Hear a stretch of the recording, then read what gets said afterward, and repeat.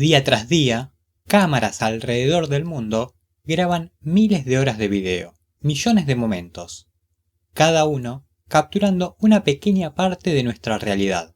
Pero entre esas miles de horas existen instantes que se convierten en piezas de rompecabezas aún incompletos, historias inconclusas, misterios sin resolver. Trevor nació el día 15 de agosto de 1978 en Irlanda. Él era el menor de una familia compuesta por sus padres, Michael y Anne, y sus 3 hermanos mayores. Estudió informática y en el mes de mayo de 1999 consiguió un trabajo en el sector informático del Banco de Irlanda. Trevor había conocido a una chica que estaba de vacaciones en Irlanda. Esta chica era de Alaska, Estados Unidos. Así que una vez que ella volvió a su país, tiempo después, para noviembre del año 2000, él fue a visitarla. Trevor volvió a Irlanda el día 5 de diciembre, ya que el día 7 se presentaría en la fiesta de fin de año de su trabajo. Llegó el día 7 y el recorrido de Trevor empezó en un club nocturno llamado Copperface Shack. Luego se trasladó al Hotel Hilton y por último nuevamente a un club nocturno llamado Back Wally. Trevor salió de ese club cerca de las 3:30 de la mañana. Esa noche llovía mucho. Sumado a la lluvia, había un paro de taxistas, así que a Trevor se le complicaba su retorno a su casa. Entonces empezó a caminar hacia su departamento. Era una caminata de entre 20 y 25 minutos. Camino hacia su casa, decidió pasar por su oficina, que no quedaba muy lejos del club, y de paso aprovechar para visitar a un colega que estaba trabajando en ese momento. La cámara de seguridad muestra a un hombre de negro que estaba cerca de la entrada del banco media hora antes de que Trevor llegara. En determinado momento se lo ve a Trevor hablando por teléfono pasar muy cerca de este hombre. Trevor estaba llamando a su compañero de trabajo que estaba dentro del banco. Al cortar la llamada, se ve que el hombre de negro se acerca a intercambiar algunas palabras con Trevor. Finalmente Trevor ingresa al banco y dentro tomó un café y charló un rato con su compañero. Aprovechó para revisar su correo electrónico y preparar algunas tareas que al día siguiente tendría que realizar. La misma cámara que lo registró al ingresar al banco, a las 4:03 de la madrugada, lo registró saliendo. Trevor, antes de irse de su trabajo, tomó un paraguas, y la cámara lo registró abriéndolo y caminando nuevamente hacia su casa. En ese camino, unos pocos minutos después, hizo una llamada a un amigo llamado Glenn. Pero como Glenn dormía en ese momento, le dejó un mensaje de voz diciéndole cosas como que lo había extrañado en la fiesta, a la que Glenn no había asistido, y que hablarían al día siguiente. Pero al día siguiente, Trevor no asistió al trabajo. Esto no llamó la atención de sus compañeros. Muchos se habían tomado el día, ya que habían salido muy tarde de la fiesta organizada por el mismo banco. Pero el día lunes siguiente, al faltar nuevamente a su puesto de trabajo, sus compañeros sí se preocuparon. Y desde el trabajo informaron a su familia. Su familia trató de comunicarse con Trevor y no pudieron hacerlo. Luego trataron de comunicarse con sus compañeros de cuarto, pero ellos tampoco lo habían visto. Casualmente, ese fin de semana habían estado de viaje. Entonces, la familia decidió hacer la denuncia a la policía y empezaron a repartir folletos con la foto de Trevor. Si bien la familia y sus amigos habían iniciado rápidamente la búsqueda, lo cierto es que llevaban mucho tiempo perdido. La última vez que se había visto a Trevor había sido después de salir de su trabajo, posterior a haber estado en la fiesta de fin de año de la empresa. Se pensó que tal vez podría haber estado alcoholizado y podría haber caído en el río Dodder o en el Gran Canal, que se encuentran en la ciudad de Dublín, pero por más que la Guardia Cívica buscó en ellos, no se encontró nada. Conociéndose el recorrido que debería haber hecho desde que salió de su trabajo en la madrugada hacia su casa, se buscó las posibles cámaras que lo podrían haber grabado. Y se pudo encontrar una grabación. Una vez que Trevor salió de su trabajo, quedó registrado abriendo su paraguas y yendo hacia su casa cerca de las 4:03 de la madrugada. Poco más de 10 minutos después, otra cámara, cerca de un cajero automático, lo filmó caminando solo en medio de la noche lluviosa.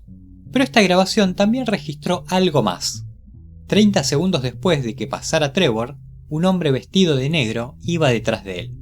¿Quién era ese hombre? Era un misterio. Por más que se trató de averiguar quién era, nunca se lo pudo ubicar. La investigación no pudo encontrar nada que ayudara a resolver la misteriosa desaparición de Trevor, y fueron pasando los años. En diciembre del año 2016, se informó que se abriría una nueva investigación sobre la desaparición de Trevor. Los videos tomados por las cámaras se enviaron a especialistas en Reino Unido para que hicieran un examen forense detallado. Para abril del año 2017 se informó que se habían podido mejorar las imágenes importantes captadas por las cámaras y se sospechaba que el hombre vestido de negro, que se lo vio pasar 30 segundos después de Trevor, en la última filmación, podría ser el mismo hombre que estaba fuera del edificio del banco y con quien Trevor intercambió unas palabras antes de entrar. Se ofreció una recompensa de 100.000 euros por información que pudiera ayudar a resolver el caso, pero hasta ahora nadie ha aportado datos relevantes. Aunque un informante de la policía mencionó que Trevor fue asesinado por un criminal de Cramlin, unos suburbios de la ciudad. La policía hizo una búsqueda en un área aislada donde el cuerpo podría haber sido enterrado, pero tampoco se pudo hallar nada. Hasta el día de hoy, ¿qué pasó con Trevor luego de salir de su trabajo? Sigue siendo un misterio. Su hermana, Michelle, en una entrevista dijo: "No creo que la gente desaparezca. No tiene sentido para mí. De hecho, cuando pienso en ello, empiezo a sentir dolor en el cerebro".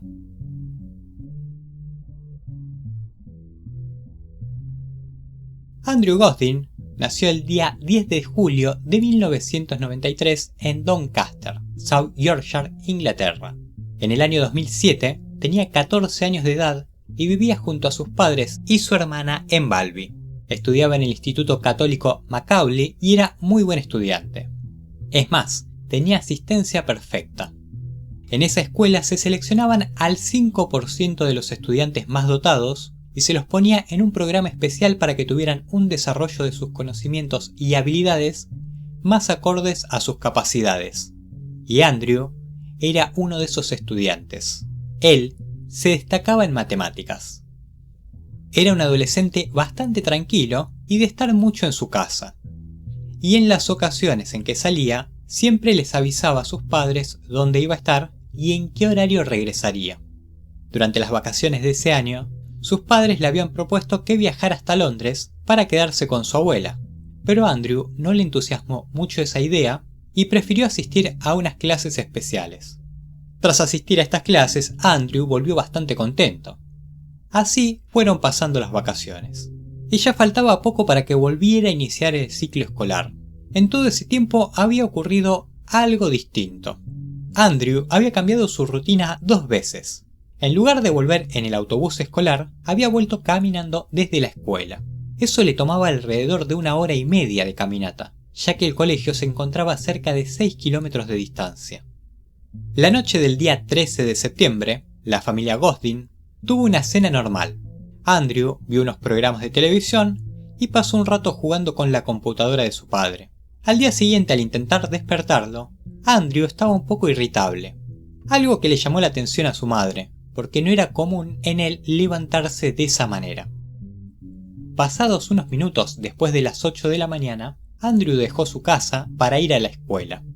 Minutos después, el resto de la familia dejó la casa para ir a hacer sus quehaceres diarios. Una vez pasado el día, cada integrante de la familia fue llegando a la casa. Cerca de las 7 de la tarde, la familia se disponía a cenar. Cuando llamaron a Andrew, este no respondía. Los padres lo buscaron donde generalmente podían encontrarlo, en el sótano de la casa jugando videojuegos. Pero allí no estaba. Al ir a su habitación, tampoco lo vieron. Lo que se les ocurrió era que podría estar con algún amigo, pero no era habitual de Andrew no avisar a sus padres si salía. Los padres empezaron a llamar a los amigos de Andrew, pero no estaba con ninguno de ellos. Y más se preocuparon cuando uno de ellos también les mencionó que ese día no había asistido al colegio. Entonces, la última vez que lo habían visto fue cuando se había ido esa mañana al colegio. Así que el padre de Andrew, junto a la hermana de Andrew, hicieron el recorrido que debería haber hecho Andrew esa mañana al colegio para ver si descubrían algo que podría ayudarlos a encontrarlo. Pero no encontraron nada. Y no perdieron más tiempo. Dieron aviso a la policía. A las pocas horas de conocerse de su desaparición, ya se habían sumado varios amigos de la familia en la búsqueda y se habían empezado a pegar carteles con su foto. Pasaron unos días y la policía había logrado encontrar algunas pistas. La última vez que la familia vio a Andrew fue la mañana en la que se fue al colegio, o eso es lo que él debería haber hecho. En lugar de tomarse el autobús, Andrew se fue a un parque cerca de su casa, e hizo tiempo hasta que el resto de la familia se tuvo que ir de su casa para hacer sus quehaceres diarios. No era mucho tiempo lo que tuvo que esperar.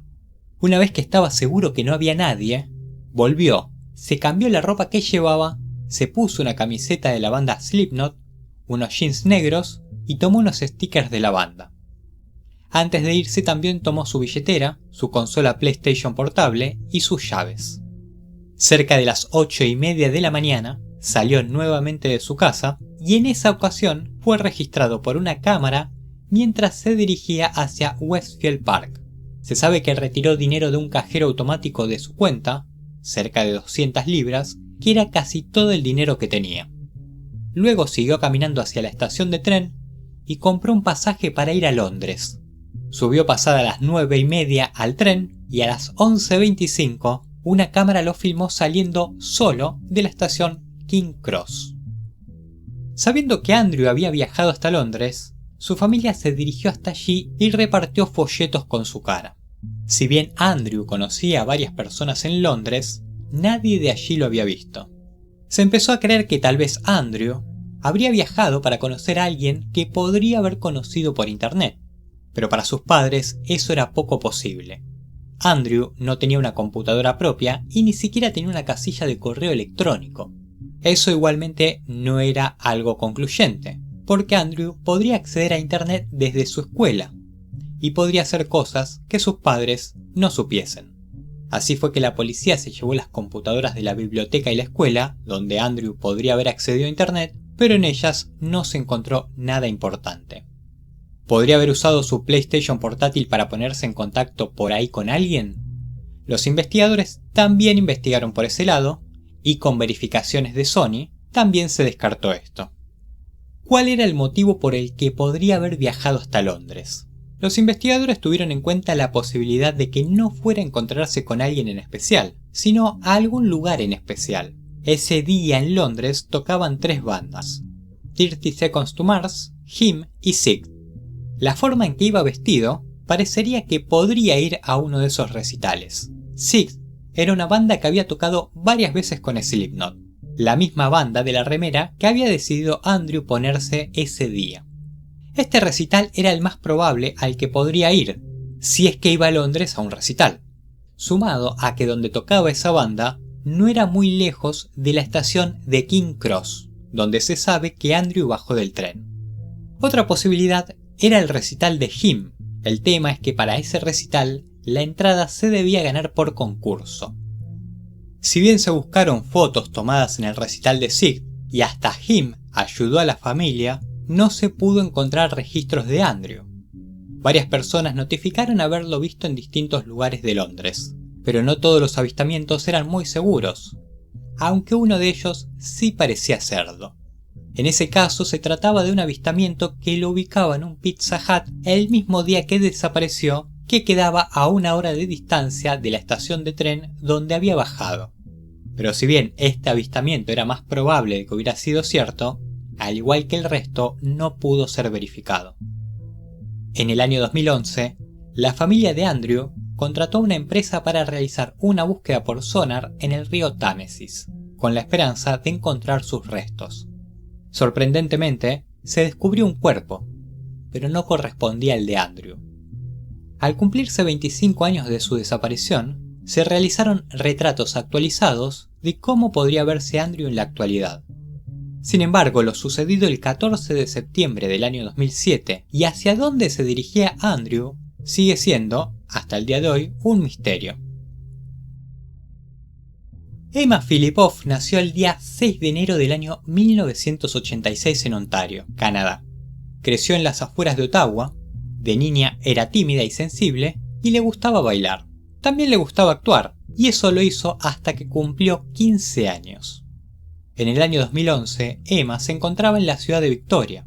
Se había mudado a esa ciudad donde inicialmente estuvo viviendo con una amiga mientras trabajaba en un café. Pero posteriormente dejó la casa de su amiga y vivió en distintos lugares, como hoteles, campamentos y hasta en barcos del puerto de la ciudad. Posteriormente encontró un trabajo en un restaurante de mariscos. Este trabajo era temporal, así que cuando se terminó su jornada, el 31 de octubre del año 2012, se despidió de sus compañeros avisándoles que los vería en la primavera siguiente. Al parecer, Emma estaba preparándose para volver a Ontario en ese momento. Había hablado varias veces con Shelley, su madre, preguntándole si podía volver, a lo cual obviamente su madre respondió que sí. Pero en las charlas que mantenían, Emma cambiaba varias veces de opinión de entre volver o quedarse en Victoria. Lo que Shelley no sabía era que Emma, en ese momento, desde febrero de ese año, vivía en un refugio exclusivo para mujeres llamado Sandy Merriman House. El día 23 de noviembre, se la vio a Emma en una grabación en una actitud extraña. En un lapso de pocos minutos, estuvo entrando y saliendo del centro de la Asociación Cristiana de Jóvenes. Algunos creen que estaba tratando de evitar a alguien. Otras versiones posibles es que estuviera esperando un transporte y no quería esperar en el frío. Pero no se puede confirmar ninguna de las dos posibles versiones. Emma volvió a comunicarse con Shelley, pero esta vez, al terminar la llamada, Shelley volvió a llamar al número desde el que Emma había marcado. Y al atender un empleado del refugio, se preocupó por su hija y decidió ir a buscarla. Compró un pasaje de avión y llegaría a Victoria en la noche del día 28 de noviembre. Ese día 28 de noviembre, Emma fue filmada por otra cámara de seguridad de una tienda. Allí compró un teléfono móvil de prepago. Se la veía con una actitud llamativa. Veía hacia afuera a través de la puerta, como si esperara ver a alguien. Salió de la tienda, pero volvió a ingresar y compró una tarjeta de crédito prepago por $200 y se retiró nuevamente de la tienda. Se tomó un taxi y le pidió que la llevara hasta el aeropuerto de Victoria. Pero en cierto momento le pidió al conductor que se detuviera porque quería bajarse. Porque, teóricamente, no podía pagar los $60 que costaría el viaje. Lo que es extraño, porque podría haber usado la tarjeta de prepago que llevaba consigo. Luego de eso, Emma se dirigió hasta el Hotel Empress, donde un conocido la vio. Estaba descalza y no se la veía bien, así que decidió llamar a la policía. Cuando llegó la policía, los oficiales hablaron más de media hora con Emma, y al llegar a la conclusión de que no era un peligro para ella ni para nadie más, se retiraron del lugar. A la noche, cuando Shelley llegó a Victoria, se dirigió directamente al refugio. Allí le informaron que Emma no se encontraba en el lugar, aunque había estado allí unas 5 horas antes. Le indicaron los lugares donde podría encontrarse, así que Shelley comenzó a recorrerlos, pero no logró encontrar a su hija. Esa misma noche denunció su desaparición en la policía. Cuando la policía empezó a investigar los pasos de Emma, descubrieron que si bien había comprado un teléfono celular, este nunca había sido activado. Una pista surgió cuando se detectó que la tarjeta de crédito prepaga que había adquirido fue usada en una tienda. La policía pidió las cámaras de seguridad y descubrieron que un hombre la había utilizado para comprar cigarrillos. Al ser interrogado, dijo que la tarjeta la había encontrado al costado de un camino y fue descartado como sospechoso. A medida que se obtenía más información, la zona de la búsqueda de Emma se fue ampliando. Shelley y un equipo de voluntarios colocaron carteles en muchos lugares con la foto de Emma, y se agregó una recompensa para cualquiera que pudiera ayudar a dar con el paradero de ella. Poco a poco, las llegadas de datos empezó a disminuir, y solo quedaron los últimos momentos de Emma registrados en video. Sus conocidos mencionaron que días antes de su desaparición, Emma se había empezado a comportar de manera extraña. ¿Esto se debió a algún peligro que corría o estaba teniendo algún colapso mental? Y así como su extraño comportamiento quedó registrado, dejando muchas dudas a quienes los vieron, otro registro tomado por una cámara de seguridad aumentó más el misterio. En mayo del año 2014, en una tienda de ropa en la ciudad de Gastown, una ciudad ubicada a 130 kilómetros aproximadamente de distancia de Victoria, un hombre retiró un cartel de búsqueda de Emma. Este hombre les dijo a los trabajadores de la tienda que la chica no estaba desaparecida, que era su novia y que se había escapado porque odiaba a sus padres. Los propietarios de la tienda llamaron a la policía, les contaron lo sucedido y les entregaron el video, pero lamentablemente el hombre filmado nunca pudo ser identificado. En una entrevista, Shelley dijo sobre Emma: "No tengo información de que esté viva, pero tampoco de que no lo esté".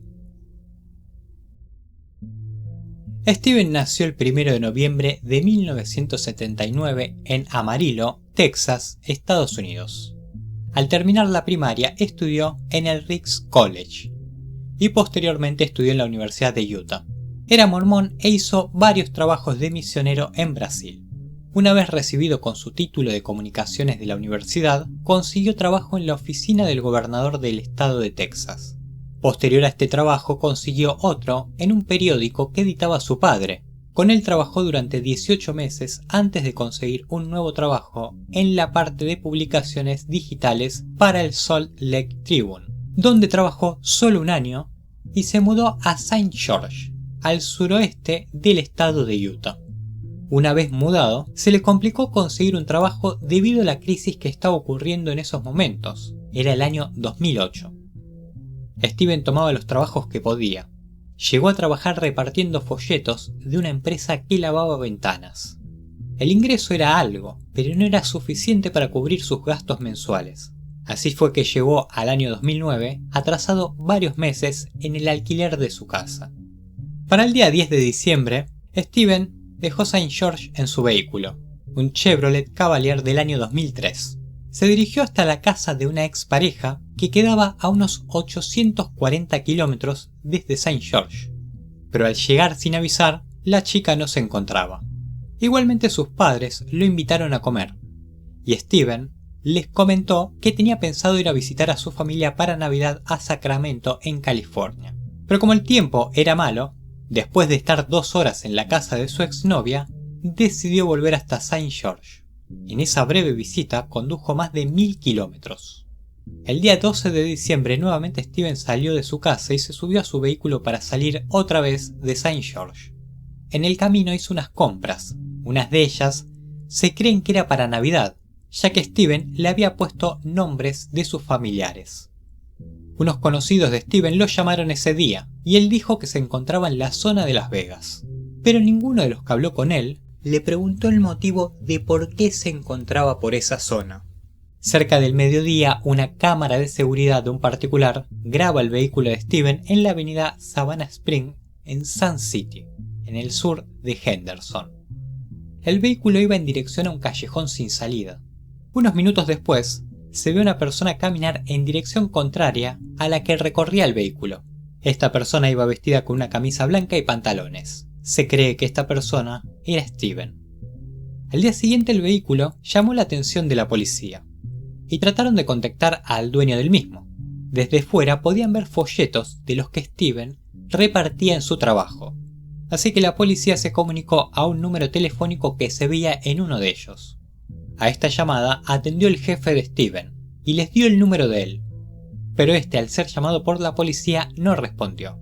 Entonces consiguieron el teléfono de su madre y la llamaron. Su madre le devolvió la llamada a la policía el día 17 de diciembre.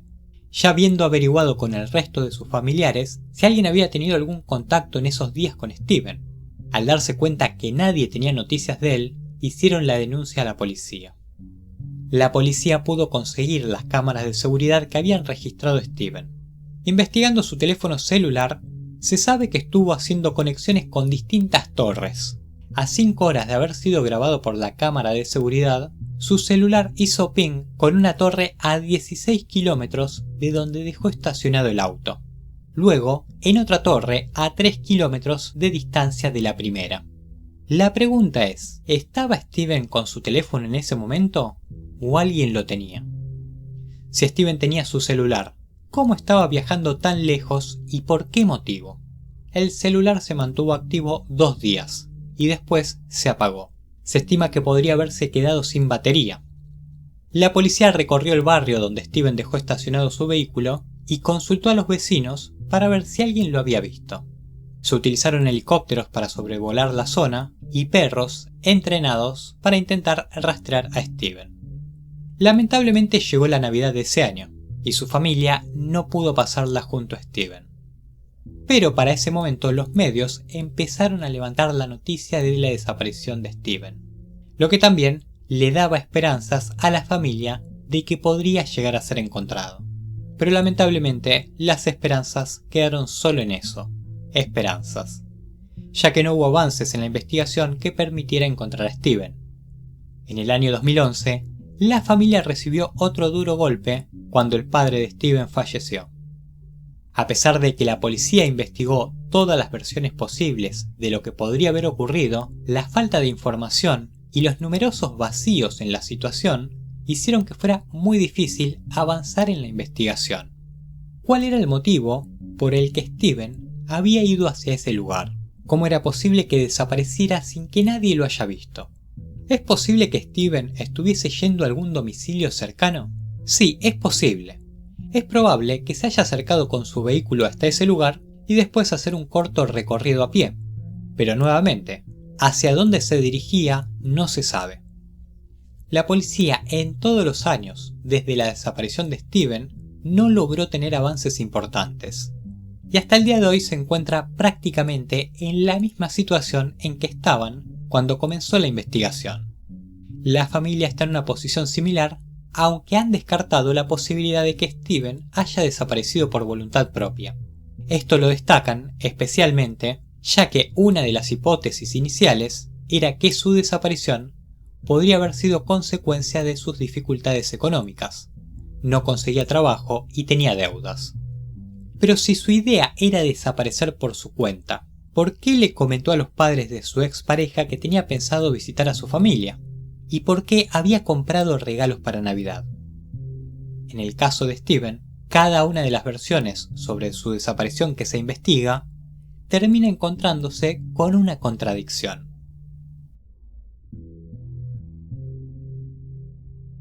Brian nació el día 25 de febrero en el estado de Ohio, en Estados Unidos. Su familia estaba compuesta por sus padres, Randy y Renee, y por su hermano menor. En el año 2006 era estudiante de la Universidad Estatal de Ohio en la carrera de medicina. Ya había obtenido anteriormente un título en microbiología. Ese mismo año su madre murió de mielodisplasia, y esto obviamente lo afectó bastante. Se apoyaba mucho en sus amigos y en su novia, Alexis. Con ella tenía planeado un viaje a Miami para el día 3 de abril. Todos sospechaban que en ese viaje le propondría casamiento. Cuando llegaron las vacaciones, el día viernes 31 de marzo, Brian se juntó con su padre para cenar. La última semana de clases había sido bastante pesada. Había tenido que rendir varios exámenes y su padre lo notó cansado.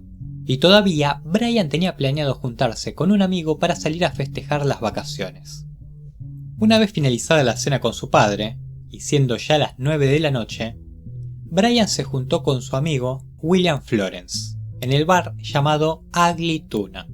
Desde ahí Brian llamó a su novia, quien había viajado a visitar a su familia. Una vez que ella volviera, viajarían juntos a Miami. Florence y Brian, después de un rato en el Ugly Tuna, decidieron ir a otros bares de la zona, y mientras recorrían otros bares, se encontraron con una amiga llamada Meredith Reed, quien se les unió al recorrido, y fue ella quien les propuso volver al Ugly Tuna. Así que terminaron donde habían empezado. En determinado momento Brian se separó de Meredith y de Florence. Ambos intentaron ubicarlo, llamándolo en repetidas ocasiones, pero no pudieron encontrarlo. A las 2 de la mañana el bar cerró, Florence y Meredith lo esperaron a la salida, pero al no verlo supusieron que Brian se había ido a su casa. Al día siguiente tanto el padre de Brian como su novia trataron de comunicarse con él, pero nunca respondió las llamadas. Y cuando llegó la mañana del lunes, el día que tenía el viaje con su novia y se perdió el vuelo, fue reportado como desaparecido. La policía buscó por el último lugar donde fue visto, el bar Ugly Tuna. El bar tenía cámaras de seguridad y en una grabación se podía ver en la escalera mecánica que los llevaba al bar a Florence, Brian y Meredith, cerca de la 1:15 de la madrugada. A las 2 menos 5 minutos, se lo veía a Brian fuera del bar. Ya faltaba muy poco para que la Ugly Tuna cerrara. Ahí, Brian intercambió unas palabras con dos chicas y se despidió dirigiéndose a las escaleras mecánicas que lo llevaba hacia el bar nuevamente. Luego, sale de la vista de la cámara aparentemente ingresando al bar. Lo llamativo es que pocos minutos después, el bar cerró y no se vio a Brian salir de él. Se manejó la posibilidad de que saliera por otra puerta del bar, pero la otra salida era una exclusiva para el personal y que se usaba en caso de emergencia. Una vez que se salía por allí, se salía a una zona en construcción en ese momento, no a una calle. Otra posibilidad era que Brian se hubiese cambiado de ropa o hubiese usado una gorra y no se pudiera distinguir su salida entre la gente a la hora en que cerró el bar. Siguiendo esa línea empezaron a investigar las grabaciones de otros bares de la zona. Columbus es una de las ciudades con mayor cantidad de cámaras de seguridad. En alguna grabación debería aparecer Brian, pero lo que debería ser no fue. No pudieron encontrar grabaciones de otras cámaras que registraran a Brian por la zona.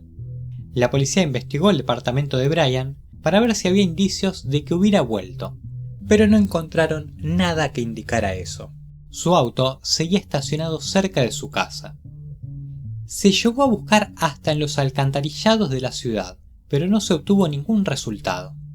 La policía hizo la prueba del polígrafo a quienes lo vieron por última vez. Todos aceptaron hacerla, menos Florence. La familia de Brian ponía mucho esfuerzo en la búsqueda, principalmente su padre, quien lamentablemente en el año 2008 murió a causa de que una rama de un árbol cayó sobre él durante una tormenta. Su obituario fue publicado en línea y recibió mensajes de muchas personas. Uno de los mensajes decía lo siguiente: a papá, con amor, Brian. ¿Podría Brian haber dejado su vida para iniciar todo desde cero en otro lugar? La investigación sobre esa firma logró determinar que se había hecho desde el condado de Franklin en Estados Unidos y todo había sido una broma de mal gusto. El hermano de Brian cree que él todavía está vivo y que su amigo Florence debe saber algo. La novia de Brian al momento de su desaparición piensa lo mismo, que Florence oculta información, pero ella cree que a Brian le pasó algo malo y no cree que podría haberse ido por su cuenta. Uno de los investigadores del caso de Brian está seguro que esa noche, Brian, una vez que entró al Ugly Tuna, no volvió a salir de él. Y eso es todo por el video de hoy. Te dejo mis redes sociales para que me sigas y estés al tanto de novedades. Si el video te gustó, dale like y suscríbete. Si quieres compartirlo, mejor. También te dejo dos videos recomendados.